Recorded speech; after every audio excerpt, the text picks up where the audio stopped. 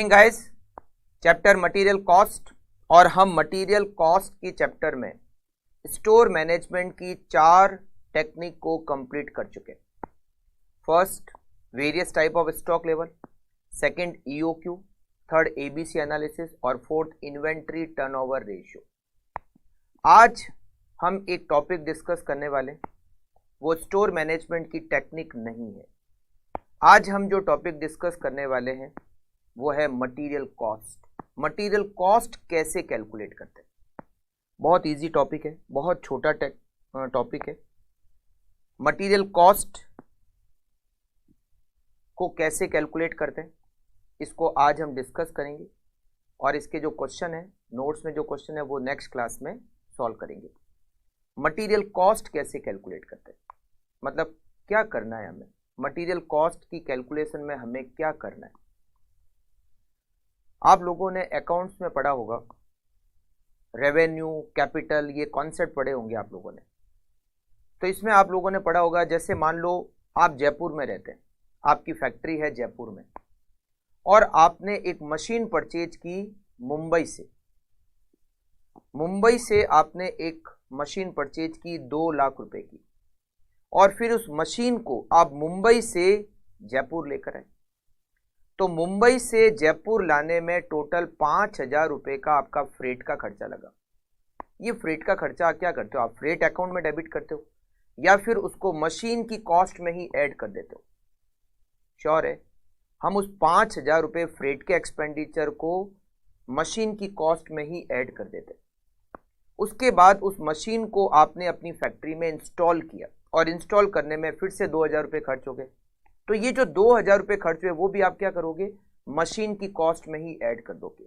मतलब मशीन को फैक्ट्री में इंस्टॉल करने तक जो भी एक्सपेंडिचर लगता है आप उसको मशीन की कॉस्ट में ही ऐड करोगे। अगर आपने कोई एसेट परचेज की है तो उस एसेट को फैक्ट्री में इंस्टॉल करने तक जो भी एक्सपेंडिचर लगता है वो सारा एक्सपेंडिचर आप एसेट की कॉस्ट में ही ऐड कर देते हो। आपको मैं बता दूं, मटेरियल के केस में भी ऐसे ही होता है। जब हम रॉ मटेरियल को परचेज करते हैं तो उसको कहां ले जाकर रखते हैं? स्टोर में ले जाकर रखते हैं।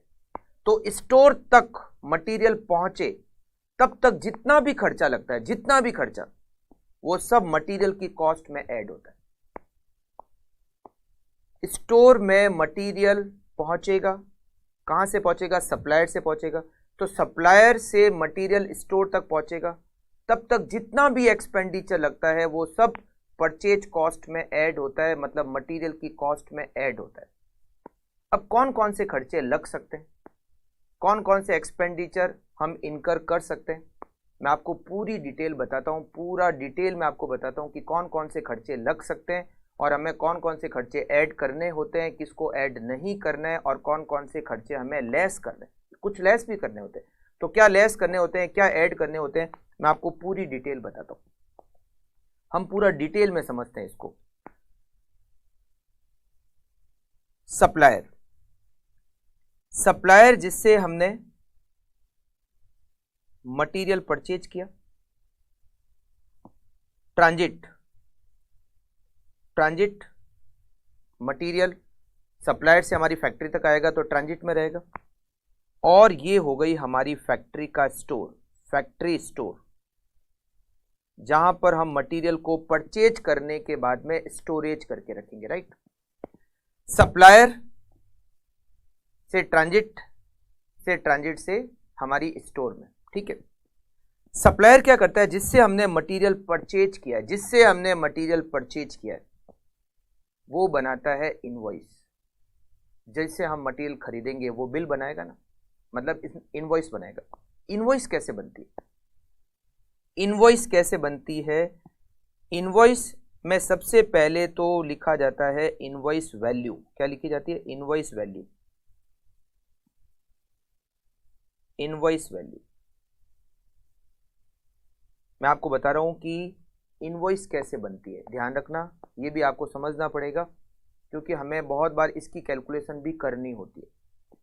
सप्लायर इनवॉइस वैल्यू, जैसे मान लो आपने 10,000 किलो मटेरियल खरीदा और पर केजी इनवॉइस प्राइस है 20 रुपीज, तो 10,000 मल्टीप्लाई बाय 20 इनवॉइस वैल्यू कितनी हो गई 2 लाख रुपए। अगर आपको सप्लायर ट्रेड डिस्काउंट देता है, क्या देता है, ट्रेड डिस्काउंट। आप समझते हो दो तरह के डिस्काउंट होते हैं, एक होता है ट्रेड डिस्काउंट, एक होता है कैश डिस्काउंट।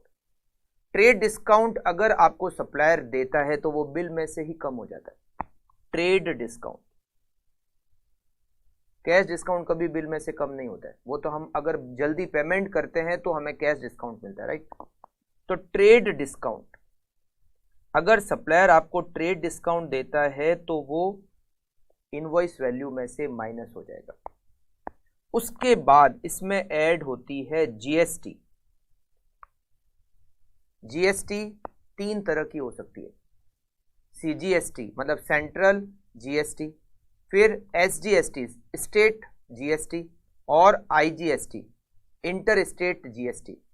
कोई भी तरह की जीएसटी हो, चाहे वो सीजीएसटी हो, चाहे वो एसजीएसटी हो, चाहे वो आईजीएसटी हो, अगर आपको दे रखी है तो वो जीएसटी हमें ऐड करनी होती है, बिल में जीएसटी ऐड होती है। कोई भी टाइप की जीएसटी हो, जनरली क्वेश्चन में ऐसे अलग अलग नाम तो नहीं देते, बट अगर मान लो अलग अलग दे रखा हो, सीजीएसटी, एसजीएसटी, आईजीएसटी जो भी दे रखा हो, तो वो आपको ऐड करनी होती है। जीएसटी ऐड करने के बाद बहुत बार ऐसा होता है कि सप्लायर मटेरियल को हमें पैक करके भेजता है, तो जो पैक करने का जो खर्चा है, जिसको हम पैकिंग कॉस्ट कह सकते हैं, बहुत बार वो पैकिंग कॉस्ट अलग से चार्ज करता है, अगर करता है तो। अगर नहीं करता है तो ठीक है, अगर वो पैकिंग करने का अलग से चार्ज करता है तो यहां पर हम ऐड करेंगे पैकिंग कॉस्ट। अगर वो पैक करने का अलग से, मैं आपको ज्यादा से ज्यादा क्या क्या हो सकता है वो सब बता रहा हूं, ठीक है। अगर वो पैक करने का अलग से खर्चा चार्ज करता है, अलग से अमाउंट चार्ज करता है, तो इसमें ऐड हो जाएगा पैकिंग कॉस्ट। अगर नहीं चार्ज कर रहा है तो ठीक है, नहीं ऐड होगा, राइट। ये सप्लायर ने क्या बनाया, इनवॉइस। इनवॉइस वैल्यू, उसमें से ट्रेड डिस्काउंट माइनस किया, उसमें जीएसटी ऐड किया, और उसमें पैकिंग कॉस्ट ऐड की। अब ये जो जीएसटी है, बहुत बार ऐसा होता है कि परसेंटेज में दे रखी होती है, जीएसटी इक्वल्स टू 18%। 18% किसका, ये जो इनवॉइस वैल्यू में से ट्रेड डिस्काउंट माइनस करने के बाद जो वैल्यू है उसका 18%। हाँ, अगर क्वेश्चन में दे रखा हो स्पेसिफिकली कि आपको जीएसटी 18% इनवॉइस वैल्यू पर चार्ज करनी है, तो ठीक है, आप इनवॉइस वैल्यू पे चार्ज करना। अदरवाइज अगर केवल जीएसटी की रेट दे रखी है, जीएसटी इक्वल्स टू 18%, तो वो जीएसटी ट्रेड डिस्काउंट माइनस होने के बाद जो वैल्यू होगी उस पर कैलकुलेट होगा। तो invoice value minus trade discount, अगर ट्रेड डिस्काउंट है तो ट्रेड डिस्काउंट माइनस करना है, जो वैल्यू होगी उस पर जीएसटी चार्ज होगी, उसमें पैकिंग कॉस्ट, अगर सप्लायर अलग से पैकिंग का चार्ज करता है, पैकिंग का कुछ अमाउंट चार्ज करता है, तो पैकिंग कॉस्ट ऐड होगी, और वो बन गया आपका इनवॉइस। ये आपका इनवॉइस बन गया, ठीक। अब ट्रांजिट में, अब वो ट्रांसपोर्ट से भेजेगा आपको, तो ट्रांजिट के खर्चे लगेंगे। ट्रांजिट में क्या क्या खर्चे लग सकते हैं, ट्रांजिट में क्या क्या खर्चे लग सकते हैं, जरूरी नहीं है कि मैं आपको बताऊं वो सारे खर्चे मैं कवर कर ही लूं, हो सकता है कोई एक दो और एक्सपेंडिचर अलग से क्वेश्चन में दिया हुआ है। तो जो भी खर्चा लगता है ट्रांजिट में, जो भी एक्सपेंडिचर ट्रांजिट में लगता है, वो आपको सारे खर्चे उसमें ऐड करने होते हैं। क्या क्या लग सकता है, सबसे main important freight, freight cost, इसको फ्रेट कॉस्ट कह सकते हो, कैरिज इनवर्ड कह सकते हो, या आप इसको ट्रांसपोर्टेशन कॉस्ट कह सकते हो, राइट, या इसको डिलीवरी कॉस्ट कह सकते हो, जो भी है, जो भी आप इसको नाम दो, फ्रेट की कॉस्ट। प्लस अगर आपने इन ट्रांजिट इंश्योरेंस कराया, इन ट्रांजिट इंश्योरेंस, तो इंश्योरेंस की कॉस्ट। इन ट्रांजिट इंश्योरेंस का मतलब समझते हो, बहुत बार ऐसा होता है कि ड्यूरिंग ट्रांसपोर्टेशन कुछ जैसे एक्सीडेंट हो गया तो हमारा मटेरियल खराब हो सकता है, तो हम इन ट्रांजिट का बहुत बार इंश्योरेंस करा देते हैं। हमने मटेरियल खरीदा मुंबई से, हमारी फैक्ट्री है जयपुर में, तो मुंबई से जयपुर तक मटेरियल आएगा, क्या पता आएगा नहीं आएगा, बीच में एक्सीडेंट हो गया, मान लो गाड़ी का, ट्रक का एक्सीडेंट हो गया, तो हमारा मटेरियल तो खराब हो गया। तो हम बहुत बार इन ट्रांजिट का इंश्योरेंस करा देते हैं। अगर कराते हैं तो जो भी हमने इंश्योरेंस प्रीमियम पे किए वो उसमें ऐड हो जाएगी, इन ट्रांजिट का जो भी इंश्योरेंस लगेगा वो उसमें ऐड हो जाएगा। प्लस और क्या एक्सपेंडिचर लग सकता है? और एक्सपेंडिचर लग सकता है कार्टेज। कार्टेज लग सकता है। कार्टेज का मतलब है जैसे ट्रक में मटेरियल आपके शहर तक पहुंच तो गया, मगर वो तो पहुंचा है ट्रक का जहां पर गोडाउन है वहां पे, तो वहां से लगाकर आपकी फैक्ट्री तक लाने के लिए हो सकता है कुछ और आपको ट्रांसपोर्टेशन का खर्चा पे करना पड़े, जनरली उसको कार्टेज कहते हैं, तो वो कार्टेज का एक्सपेंडिचर भी उसमें ऐड हो जाएगा। Plus container cost, cost of container. Container cost क्या? बहुत बार ऐसा होता है कि जो ट्रांसपोर्ट करके, जिस ट्रांसपोर्ट के थ्रू हमने मटेरियल को परचेज किया है, बहुत बार वो ट्रांसपोर्ट वाला कुछ कंटेनर का यूज करता है मटेरियल को पैक करने के लिए। अगर करता है तो मतलब पैकिंग सप्लायर के यहां से भी लग सकती है और पैकिंग ट्रांजिट में भी हो सकती है। पैकिंग की कॉस्ट दो जगह लग सकती है, सप्लायर भी पैकिंग की कॉस्ट चार्ज कर सकता है और इन ट्रांजिट भी पैकिंग की कॉस्ट लग सकती है। अगर लगती है कॉस्ट तो वो उसमें ऐड हो जाएगी। जो भी कंटेनर की कॉस्ट है, जनरली उसको कंटेनर कह सकते हो या फिर आप उसको केवल पैकिंग भी कह सकते हो, तो जो पैकिंग की कॉस्ट ड्यूरिंग ट्रांजिट लगती है वो उसमें ऐड हो जाएगी। हो सकता है आपने मटेरियल को इंपोर्ट किया है, अगर आप मटेरियल इंपोर्ट करते हो तो कस्टम ड्यूटी लग सकती है। कस्टम ड्यूटी, अगर आपने मटेरियल को इंपोर्ट किया है तो कस्टम ड्यूटी भी हो सकता है पे करनी पड़े, राइट। तो फ्रेट का खर्चा लग सकता है, इन ट्रांजिट इंश्योरेंस हो सकता है, कार्टेज की कॉस्ट लग सकती है, कॉस्ट ऑफ कंटेनर पैकिंग की कॉस्ट लग सकती है, कस्टम ड्यूटी की कॉस्ट लग सकती है, और भी कोई खर्चा अगर इन ट्रांजिट लगता है, कोई भी खर्चा, ये मैंने एक इलस्ट्रेटिव लिस्ट आपको बताई है, अगर कोई भी ऐसा एक्सपेंडिचर जो ड्यूरिंग ट्रांजिट लगता है, वो सारे खर्चे आपको मटेरियल की कॉस्ट में ऐड करना है, राइट। अब इसके बाद में मटेरियल कहां पहुंच गया? हमारी फैक्ट्री में पहुंच गया। फैक्ट्री में पहुंचा है, फैक्ट्री गेट तक। अब फैक्ट्री गेट से हमें उसको स्टोर तक ले जाना है, तो बहुत बार इसमें खर्चे लगते हैं जिसको हम कहते हैं मटेरियल हैंडलिंग कॉस्ट। क्या कहते हैं? Material handling cost. अगर मटेरियल हैंडलिंग कॉस्ट लगती है तो वो उसमें ऐड हो जाएगी। इसको मटेरियल हैंडलिंग कॉस्ट कह सकते हो या इसको अनलोडिंग कॉस्ट कह सकते हो, material unloading cost, right. Material को अनलोड करना पड़ेगा ना, तो मटेरियल को अनलोड करने का जो भी खर्चा होगा उसको मटेरियल अनलोडिंग कॉस्ट कह सकते हो या फिर उसको मटेरियल हैंडलिंग कॉस्ट कह सकते हो, वो उसमें ऐड हो जाएगा।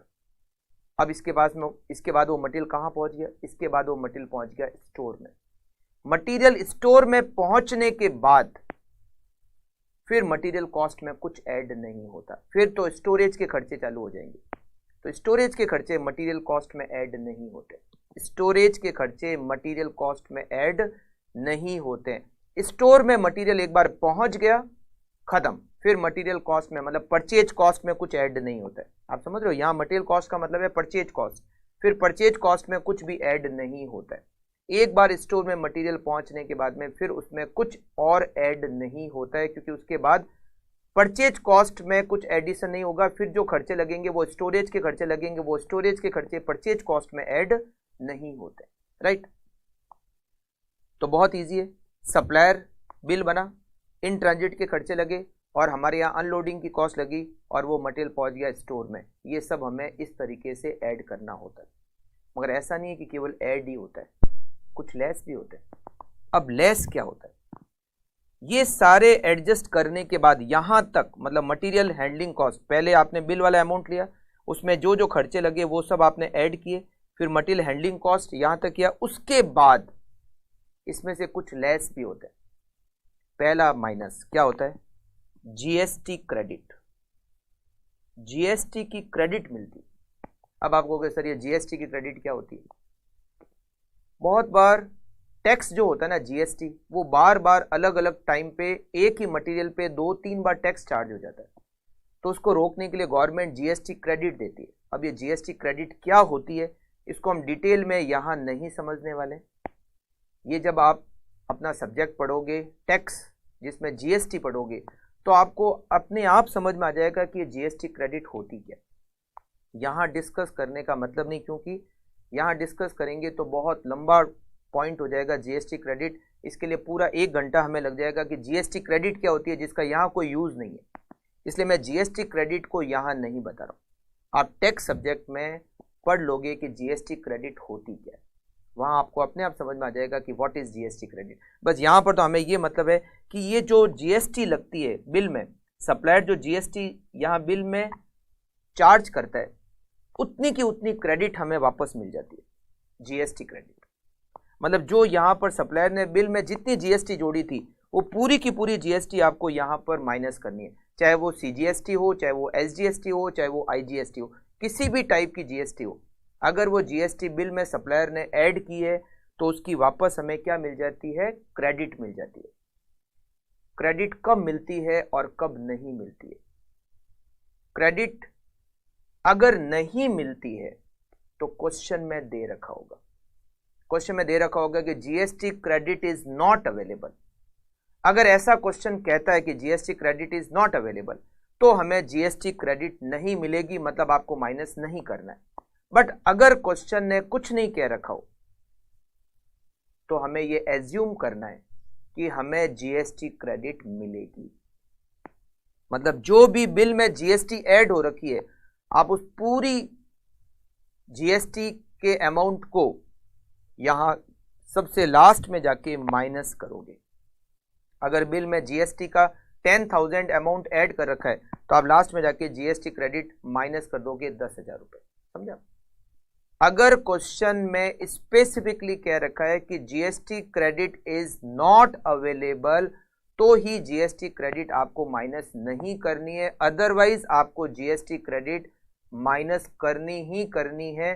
सीजीएसटी हो, चाहे एसजीएसटी हो, चाहे आईजीएसटी हो, या केवल जीएसटी दे रखा हो, जितना भी जीएसटी का अमाउंट दे रखा है बिल में वो पूरा आपको लास्ट में से जाके माइनस करना है। केवल कब माइनस नहीं करना है? जब क्वेश्चन में स्पेसिफिकली क्या रखा हो, GST credit not available, right. और जीएसटी क्रेडिट क्या होती है, मैंने आपको कहा कि आप डिटेल में पढ़ोगे, जीएसटी के सब्जेक्ट में पढ़ोगे कि जीएसटी क्रेडिट क्या होती है, वहां पर आपको डिटेल में बताया जाएगा कि जीएसटी क्रेडिट बेसिकली होती क्या है। यहाँ पर हम डिस्कस नहीं करें क्योंकि बहुत लंबा मैटर हो जाएगा और हमारे लिए यहाँ पर इतना इम्पोर्टेंट नहीं है ये, इसीलिए जीएसटी क्रेडिट मिलती है। इसमें से एक और क्रेडिट मिल सकती है, मतलब इसमें एक और चीज माइनस हो सकती है और वो है packing. Packing if returnable. Packing दो जगह लगती है। कहां कहां लगती है? एक तो पैकिंग सप्लायर चार्ज कर सकता है, दो जगह लग सकती है, जरूरी नहीं है दोनों जगह लगेगी, या हो सकता है दोनों जगह ही नहीं लगे। अगर पैकिंग एक तो यहां लग सकती है और एक पैकिंग यहां, ये जो कॉस्ट ऑफ कंटेनर मैंने आपको लिखा है यहाँ ट्रांजिट में, सप्लायर की तरफ से भी पैकिंग लग सकती है और इन ट्रांजिट भी पैकिंग लग सकती है। बहुत बार ऐसा होता है कि जो सप्लायर होता है, जो पैकिंग करके मटेरियल को सेंड करता है, वो हमें ये कहता है कि अगर आपने हमें पैकिंग रिटर्न की तो हम आपको कुछ रुपए वापस कर देंगे। जैसे उसने पैकिंग का चार्ज किया, मान लो 2,000 रुपए, सप्लायर ने पैकिंग की कॉस्ट चार्ज की 2,000 रुपए, बट सप्लायर ने ये कहा कि अगर आप इसको हमें रिटर्न कर देते हो तो हम आपको 800 रुपए वापस दे देंगे, 800 रुपीज वापस दे देंगे। इसका मतलब पैकिंग क्या है? रिटर्नेबल। अगर पैकिंग रिटर्नेबल है और रिटर्न करने पर जितने रुपए मिलेंगे वो यहां से माइनस हो जाएंगे। मतलब ये सबसे लास्ट में पैकिंग इफ रिटर्नेबल, अगर पैकिंग रिटर्नेबल है और रिटर्न करने पर जितने रुपए मिलेंगे वो हमें माइनस कर देने। जितने रुपए मिलेंगे, जो नहीं है कि जितने रुपए चार्ज किए थे उतने रुपए मिले, हो सकता है उससे कम मिले, हो सकता है उतने भी मिल जाए। तो जितने रुपए मिलेंगे अगर पैकिंग रिटर्नेबल है, चाहे ये पैकिंग हो चाहे ट्रांजिट वाली पैकिंग हो, अगर पैकिंग रिटर्नेबल है तो पैकिंग को रिटर्न करने पर जितने रुपए मिलेंगे उतने रुपए लास्ट में से माइनस हो जाएंगे, मतलब मटेरियल की कॉस्ट में से माइनस हो जाएंगे। मतलब मटेरियल की कॉस्ट में से हमें क्या क्या लेस करना है? दो चीजें लेस करनी है। पूरा आप कैलकुलेट कर लो, सप्लायर का बिल, फिर उसमें ट्रांजिट के खर्चे ऐड कर दो, फिर मटेरियल हैंडलिंग कॉस्ट मतलब अनलोडिंग कॉस्ट वो भी ऐड कर दो, और उसके बाद में आपको एक तो जीएसटी क्रेडिट माइनस करना है, और अगर पैकिंग रिटर्नेबल है, रिटर्न करने पर जितने रुपए मिलेंगे उसको माइनस करना है। And net result is material cost, वो जो होगी मतलब परचेज कॉस्ट, इसको आप ये भी कह सकते हो, इट इज परचेज कॉस्ट।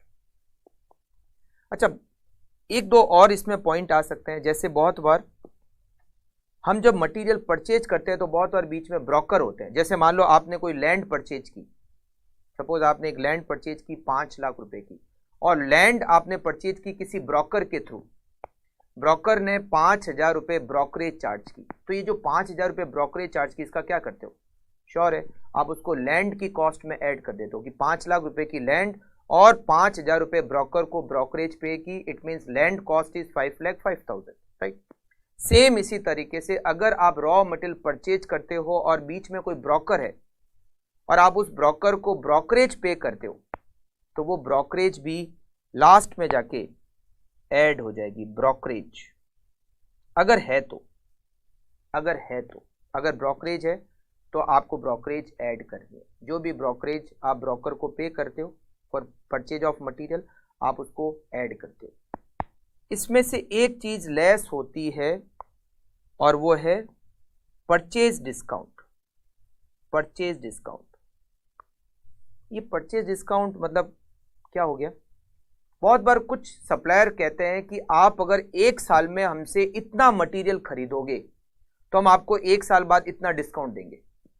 आपने अगर ऐसा कुछ देखा भी होगा कि हम आपको 1 साल का टारगेट देते हैं, अगर आपने 1 साल में हमसे 50,000 किलो खरीद लिया तो हम आपको ईयर एंड होने पर 2% का डिस्काउंट देंगे। और अगर ऐसा कुछ टाइम का डिस्काउंट मिलता है कि इतनी टाइम में अगर इतना परचेज करोगे तो हम आपको डिस्काउंट देंगे, वो डिस्काउंट भी अगर आपको मिलता है तो वो लास्ट में जाके माइनस हो जाएगा। ये सब ऐड लेस होने हैं सबसे लास्ट में, मतलब आप ये करोगे, इसके बाद में ये ऐड करोगे, इसके बाद में ये ऐड करोगे, उसके बाद में ये लेस करोगे, ये लेस करोगे, और उसके बाद में आप ब्रोकरेज ऐड करोगे। और अगर कोई टर्म डिस्काउंट मिलता है, इसको टर्म डिस्काउंट भी कह सकते हैं कि एक पर्टिकुलर टाइम पीरियड में अगर आप, सप्लायर कहता है इतना परचेज करोगे तो हम आपको डिस्काउंट देंगे 2% का, 1% का, 3% का, वो परचेज करने पे डिस्काउंट है, इसीलिए वो परचेज की कॉस्ट में से ही माइनस होगा, राइट। समझ गए बिल्कुल। अच्छा, आपको ध्यान क्या रखना है, अगर कैश डिस्काउंट मिलता है तो कैश डिस्काउंट परचेज करने के लिए नहीं है। कैश डिस्काउंट किस लिए मिलता है कि अगर हम जल्दी पेमेंट करते हैं तो बहुत बार सप्लायर हमें डिस्काउंट देता है, that is cash discount. Cash discount कभी भी परचेज कॉस्ट में से माइनस नहीं होता है। कैश डिस्काउंट कभी भी परचेज कॉस्ट में से माइनस नहीं होता है, राइट। तो बिल्कुल आप समझ गए मटेरियल कॉस्ट को कैसे कैलकुलेट करते हैं।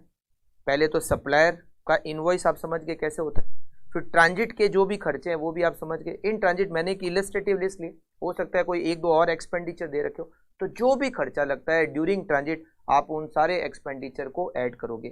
फिर फैक्ट्री तक पहुंचेगा तो मटेरियल हैंडलिंग कॉस्ट, फिर उसमें से माइनस करना है जीएसटी क्रेडिट। केवल जीएसटी क्रेडिट आपको माइनस कब नहीं करनी है, जब क्वेश्चन में दे रखा हो GST credit not available, otherwise आपको जीएसटी क्रेडिट माइनस करनी है। जीएसटी क्रेडिट कितनी माइनस करनी है, जितनी भी सप्लायर ने इनवॉइस में जीएसटी ऐड की थी वो सारी की सारी जीएसटी आपको वापस लास्ट में जाके माइनस करनी है। अगर पैकिंग रिटर्नेबल है तो रिटर्न करने पर जितने रुपए मिलेंगे वो आप माइनस करोगे। अगर ब्रोकरेज पे की है परचेज करने के लिए, अगर आपने किसी ब्रोकर को ब्रोकरेज पे की है तो वो ब्रोकरेज आप ऐड करोगे। अगर आपको कोई टर्म डिस्काउंट मिलता है कि इतने टाइम में परचेज करने पर इतना डिस्काउंट मिलेगा, तो वो डिस्काउंट भी आप मटेरियल की कॉस्ट में से माइनस करोगे। ओके, कैश डिस्काउंट का एडजस्टमेंट यहां पर नहीं होता है, करेक्ट। तो ये मटेरियल कॉस्ट को कैलकुलेट करने का तरीका वैसे तो बहुत इजी है, हो सकता है इसके थोड़ा बहुत तो आपने 11th-12th के अकाउंट्स में इसके कॉन्सेप्ट को थोड़ा बहुत तो वहां पे भी समझा है। हमने मोस्टली सारे पॉइंट कवर कर लिए। हो सकता है अगर कोई 1-2 पॉइंट जैसे ट्रांजिट में कोई 1-2 और एक्सपेंडिचर दे रखे हो तो वो सब आपको मैंने आपको बताया कि मैंने तो एक इलस्ट्रेटिव लिस्ट ली है, हो सकता है कोई 1-2 एक्सपेंडिचर क्वेश्चन में जब आप सॉल्व करो तब 1-2 एक्सपेंडिचर और आपको मिले तो वो भी यहाँ पर आपको ऐड करने हैं, जो भी इन ट्रांजिट का एक्सपेंडिचर लगता है, राइट। तो ये हमारा topic material cost, it is not store management technique. ये स्टोर मैनेजमेंट की टेक्निक नहीं है, स्टोर मैनेजमेंट की टेक्निक नहीं, ये तो एक सेपरेट टॉपिक दे रखा है इस चैप्टर में। मटेरियल कॉस्ट मतलब परचेज कॉस्ट को कैसे कैलकुलेट करते हैं। ओके, तो मिलते हैं नेक्स्ट क्लास में, और मटेरियल कॉस्ट के जो क्वेश्चन नोट्स में दे रखे हैं उन सारे क्वेश्चंस को हम सॉल्व करेंगे। मिलते हैं नेक्स्ट क्लास में। Okay, thank you, bye bye.